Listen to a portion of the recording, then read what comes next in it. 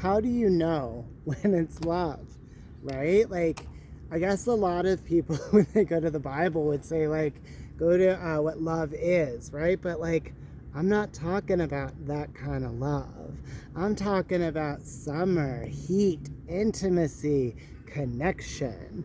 And when I want to find that, I go to the Song of Solomon. The Song of Solomon is a love story, but it's not like Care Bear, PG love. We're talking about intimacy, knowing each other, about what really happens when that powerful love comes into your life that can change everything. But I'm skipping ahead. Let's go back to how we know that these songs in Solomon really made an impact to the culture at the time. These were songs that were sung during Passover. As the people would travel, they would sing them, but they would also be used at weddings as well. This is because the Song of Solomon is a series of songs that tells the story of a rich, powerful king who falls in love with a Shulamite woman. And that love is deep and intimate.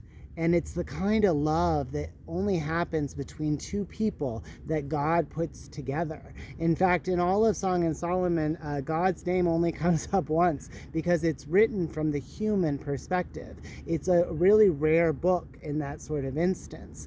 But it's not just about this king and the Shulamite woman who know each other and know each other at such like a cellular, intimate level. There's also a shepherd love voice that some people don't even think is there, but it is there. And what it is it's that boy back home who tells the Shulamite woman to just remain as she is in the world that she is, because there's comfort, even though the world is hard, even though there's a lot of work, even though it's not ideal and it's not the abundance that this other love can show us and really take care of us with security.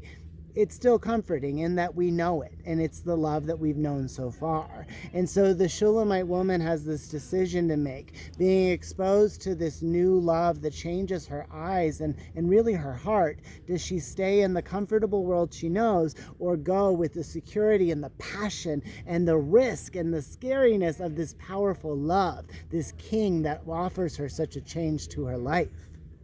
And this king, we call him Solomon because, there's a few reasons for that. One, the writer of the Song of Solomon, he really talks about the kingdom not being divided. And that's something that happened after Solomon's time due to his own sins, that his kingdom was divided amongst the generations. So this would have been the last time that kingdom was undivided, was in Solomon. And then Solomon also, there's different types talking about in Palestine of different animals, flocks, counties, all this kind of stuff that ties right to Solomon's reigns, as well as some of the actual text. The way that an artist who's a writer analyzing text knows that when we look at Proverbs or Ecclesiastes, which are attributed to Solomon, we see that same sort of flair that kind of comes into the Song of Solomon. So, what does it all mean? Right? Well, what it means to me is that you are the Shulamite woman. I am the Shulamite woman, right? And we start our lives with our shepherd love, the comforts of this world, and this world begs us to stay with it. But what happens is God comes into our lives, and when God introduces your love into your heart and opens your eyes, it's a life of security and abundance and of someone who knows you so intimately, and that it's like deep, personal, between just two. Right? And that kind of love is something that can be scary, right? But recently I've really had the thought in my heart that says, do it afraid, right? Do it afraid. Show up with your fear, because then you'll have something to throw at the enemy, right? So that's why I believe that when we read in the Song of Solomon and we find out about what that love is that can change our life, you really do learn that God is always at the center of it.